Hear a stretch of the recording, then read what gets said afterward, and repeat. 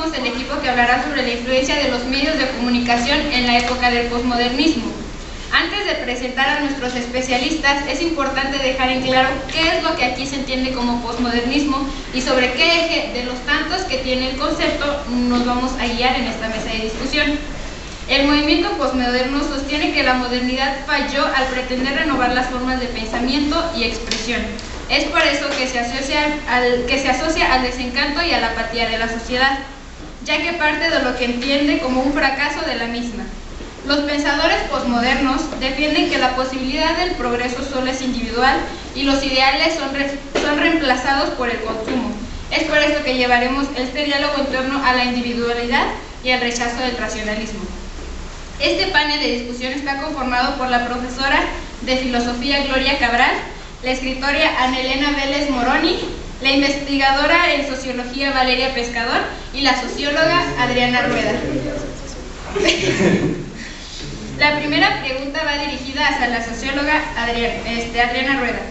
En su artículo La era del vacío, usted menciona que la conectividad que la tecnología nos ha brindado en los últimos años no necesariamente implica el acompañamiento físico de las personas. De hecho, hace mención a la soledad de las mismas. ¿Qué quiere dar a entender con esta aseveración? Bueno, a lo que me refiero con ese sentido es que ahora tenemos una sociedad que conlleva un máximo de apertura en todos sus sentidos. Ahora todos nosotros aquí tenemos la posibilidad, aquí hay varios con una computadora, de ahorita poder hablar con alguien que está en China, hablar con alguien que está en otro país, o de ver videos de personas que no conocemos y de entrar a su vida personal sin ni siquiera preguntarle. Digamos que esa conectividad se nos ha abierto a nosotros y quizás nos ha permitido que en vez de comunicar cosas más profundas, cosas más trascendentales, a ese mayor acceso de comunicación que tenemos, cada vez nos volvemos más vacíos y más vanos.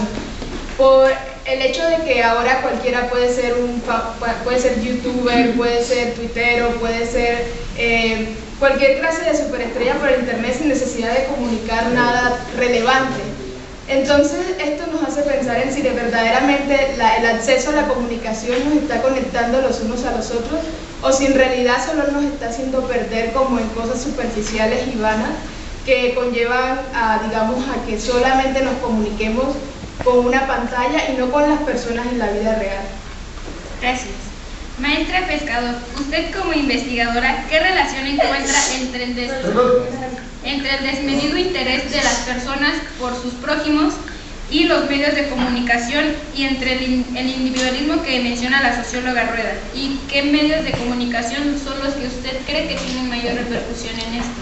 Bueno, como la socióloga mencionó, la conectividad que nos dan las redes sociales de poder hablar con otras personas que pueden estar del otro lado del mundo mientras tú estás en un lugar, también crea cierta soledad y eso es lo que le da el interés a los medios sociales. Es decir, las personas que se conectan con otras personas ya no necesariamente tienen que ver su cara, pero se siguen hablando, siguen en constante comunicación y eso siempre las mantiene encerradas en una pantalla, metidas en una pantalla en donde ya no están relacionándose de manera física.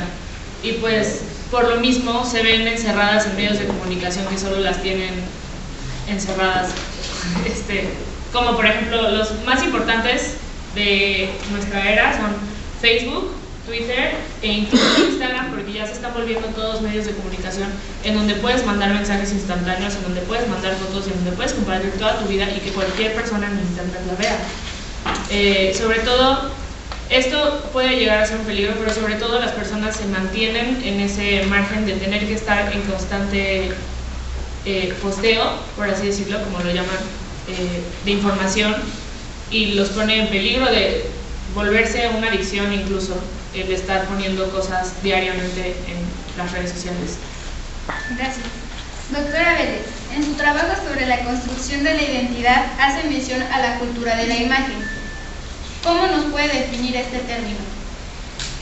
La cultura de la imagen en el mundo posmoderno hace referencia a la tendencia que tiene la sociedad a comprar los productos visuales o las imágenes que son presentadas por los medios de comunicación, generalmente estilos de vida o imágenes estereotipadas que cambian la forma de pensar de la sociedad y que tienen un gran impacto en la identidad de las personas. Gracias. Profesora Cabral, en su texto habla sobre la cibercultura y sus consecuencias en el progreso tanto científico como filosófico y progreso tecnológico en sí. ¿Cómo nos podría definir este término y nos podría decir el por qué usted lo considera un concepto híbrido? Bueno, la cibercultura es considerada por muchos filósofos, no únicamente por mí misma, como un híbrido, ya que nace a partir de la combinación de cultura, sociedad y técnica. La parte de la cultura viene representada en el multiculturalismo que se difunde a través de las redes sociales, como lo han mencionado mis compañeros. La parte de la sociedad va implicada en el hecho de que nosotros somos un ser social. El ser humano por naturaleza no puede quedarse sin mantener relaciones sociales con otras personas, siempre tiene que mantener un contacto social con el mundo. Y la parte de la técnica viene representada por las tecnologías de la información y la comunicación. Al mezclar todos estos elementos obtenemos el híbrido, que es la cibercultura. Y la cibercultura es esa cultura, aunque suene redundante, una cultura que nace a partir de la necesidad de tener dispositivos electrónicos que nos permitan comunicarnos o entretenernos a través de redes sociales, de internet y de la red en general. Entonces, por esto y por muchos otros factores que hablaremos más tarde, es que se considera que la cibercultura es un híbrido, porque nace a partir de estos elementos y tiene ciertas consecuencias, como por ejemplo mencionaban que ya la relación con otras personas ya no es la misma.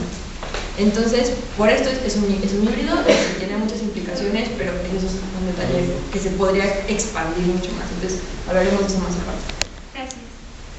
Yo quiero hacer un comentario respecto, estábamos diciendo todas, algo que tuvimos en común, y es que creemos que la sociedad actual a través de los medios de comunicación nos vuelve más solitarios, pero la pregunta es ¿por qué decimos esto, no?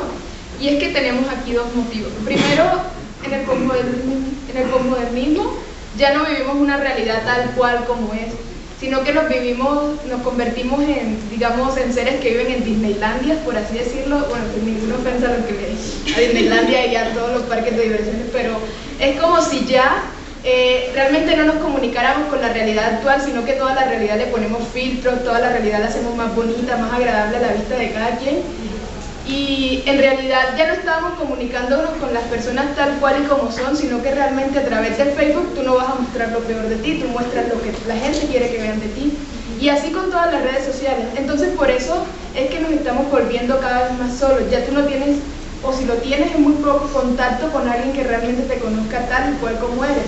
Y es porque el posmodernismo, como decía Jackie, trae esa como decepción de la vida de toda esta revolución que vimos en el siglo XX y toda esta esperanza por un futuro con máquinas que nos arreglaban la vida. Todo esto cuando el siglo XXI empezó y vimos que la verdad las cosas no estaban mejorando para nada, incluso en el siglo XX con la guerra de Vietnam, estas cosas nos fueron decepcionando de esta idea de la modernidad. Y ya aquí la verdad vivimos solamente, muchos conocen la expresión de YOLO, ¿verdad? Eso hace parte del posmodernismo, la gente solamente quiere las cosas aquí, ahora, y como ellos las quieren, y por eso es que estamos tan solos, porque no estamos dispuestos a trabajar por relaciones verdaderas. Entonces ese era el comentario que les quería hacer, porque sí estamos diciendo que nos sentimos más solos, pero ¿por qué? Pues porque vivimos en realidades falsas. Gracias. Doctora Vélez y profesora Cabral, ambas mencionan el problema de la modificación de la identidad de sus escritos.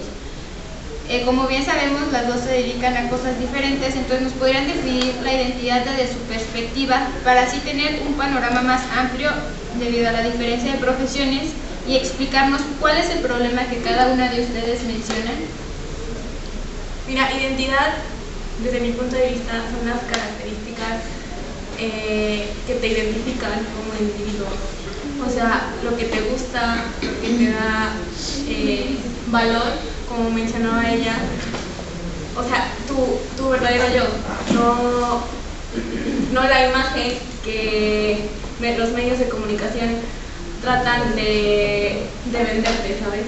O sea, hay una modificación en la identidad de las personas porque tratan de llegar a ser algo que no son, o sea, algo que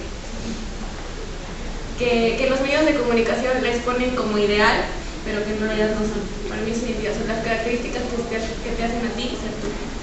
Gracias. Bueno, Jacqueline, yo más bien me enfoco a la construcción de identidad. La identidad ya no se construye de la misma manera que lo hacían nuestros padres, una generación atrás. Hace varios años tú construías tu identidad a base de las personas que conocías, pero obviamente esas personas tenían que vivir en tu misma comunidad, tenían que vivir al menos en tu mismo país, y era muy difícil mantener relaciones tan directas y tan rápidas con gente de otros países. Hoy en día nosotros podemos conocer a alguien que nunca en la vida vamos a ver cara a cara, pero podemos conocer y esa persona puede vivir en China, y aún así podemos hablar todos los días, nos podemos volver los mejores amigos, conocernos todos los secretos del uno al otro, pero nunca vamos a saber si esa persona es real o no. Todas esas personas, de entre millones que hay en el mundo, tienen esa oportunidad de entrar a tu vida. Entonces tu identidad ya no es simplemente las personas que ves a diario y que ves físicamente, sino son todas esas personas que a través de los medios de comunicación tienen un impacto en tu vida. Esas personas que te enseñan sus tradiciones, su cultura, inclusive su idioma, a través de únicamente la computadora, el teléfono, algún dispositivo electrónico o alguna red social. Por eso, la generación actual, los millennials o la generación Z, se viene formando y ya traen una base, en primer lugar tiene una base tecnológica. Un bebé ya sabe usar un iPad de default, ya sabe usarlo. Le enseñas un iPad y lo sabe usar. Y además, tienen una base multicultural, porque ellos ya saben que existe un mundo allá afuera. Y ya saben que hay personas en X país del mundo, y ya saben que hay personas en el rincón más escondido del mundo, y saben que se pueden relacionar con ellas. Ya no simplemente son una ilusión lejana, sino que ya pueden llegar a contactarlas. Entonces, todas esas personas impactan en tu identidad, y ya la identidad se forma de una manera diferente. A eso es a lo que llamo la identidad. Gracias. Maestra Pescador, ¿qué repercusiones resalta de las tecnologías de la información en este problema o en esta modificación de la identidad? Bueno, lo que se ha visto mucho actualmente es que hemos tenido, me voy a ir como algo más peligroso, hemos tenido casos, por ejemplo, voy a poner el caso de ISIS, de niños que han sido convencidos de que tienen que unirse a una religión completamente externa a la de donde ellos viven y sacrificar sus vidas para un Dios que ellos no conocían antes de tener una computadora. ¿A qué voy con esto? Nos vemos expuestos a una serie de personas que no siempre van a ser buenas. Como ya dice, vamos a tener algún amigo en China y nos podemos hacer mejores amigos, pero nunca vamos a saber si esa persona realmente es quien dice ser. Y siempre llega el caso en donde pues conocemos lo que viene siendo como, o sea, catfish, así se dice, que es cuando una persona miente acerca de su identidad.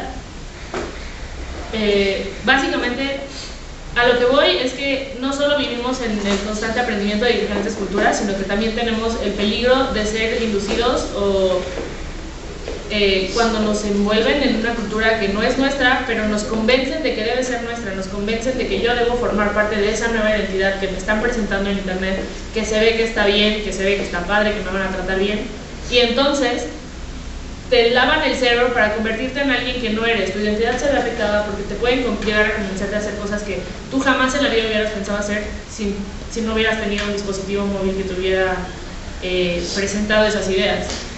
Siempre está la opción de los niños que se escapan porque juran que encontraron el amor en internet, de las personas que creen que consiguieron una casa muy barata en otro país y llegan y resulta que todo era mentira.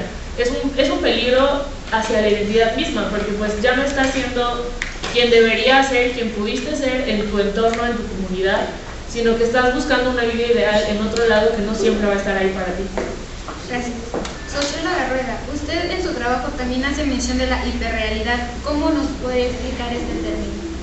Bueno, de hecho ya hace poco mencioné ese término. Básicamente es vivir en Disneylandia, lo que les había explicado, de que realmente filtramos la realidad y la hacemos a medida. Y esto se debe a que el posmodernismo tiene como valor, como sagrado, como el valor principal de toda esta idea del posmodernismo es lo individual, el ser humano, pero como individuo, y también la libertad de este ser humano. Entonces, vivimos en hiperrealidad porque se nos permite vivir cada quien a la manera que nosotros queramos, porque en el posmodernismo el placer es legítimo. Si tú no quieres estudiar y quieres pasar tu vida viajando, está bien, pero en el siglo XX quizás eso es una idea descabellada.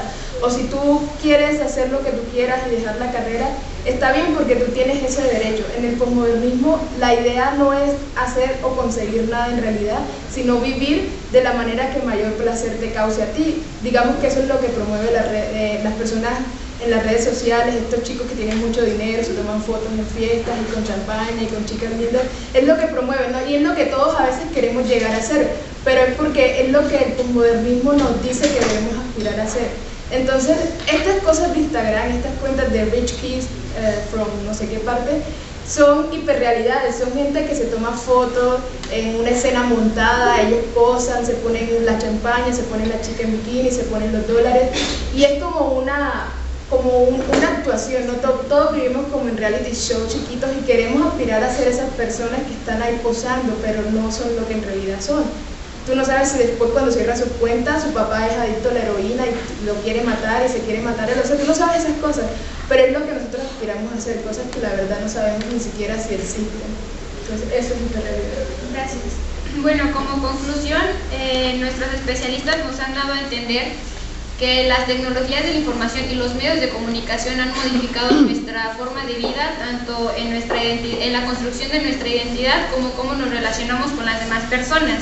Me gustaría terminar con una cita de Neil Postman que dice: cuando una población se distrae en lo trivial, cuando la vida mental es redefinida como una perpetua ronda de entretenimientos, cuando el discurso público serio se vuelve una especie de balbuceo, cuando en breve la gente se convierte en una audiencia y su involucramiento en lo público un acto teatral, entonces una nación se halla a sí misma en riesgo. La muerte cultural es una clara posibilidad. Gracias.